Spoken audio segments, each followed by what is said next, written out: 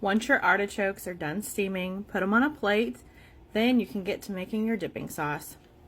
For the dipping sauce, I like to do a little bit of this plant-based butter. I'll do a sprinkle of garlic, and then I like to add this. It's like garlic and onion and chives and a little bit of salt. It's really good. Put it in the microwave for about 30 seconds, and there you go. To eat these, it's super simple.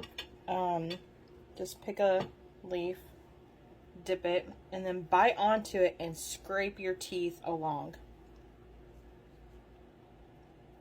It'll look like that when it's done. One of my favorite parts of the artichoke is this artichoke heart. So once you eat all this, hang on. Alright, I took all the little leaves off, and then you're just left with this heart. Peel this on the outside. You don't want to eat this tough part.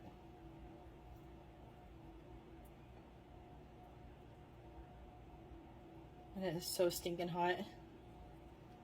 Alright, now this whole thing you can eat. Just dip it in your garlic butter. Delicious.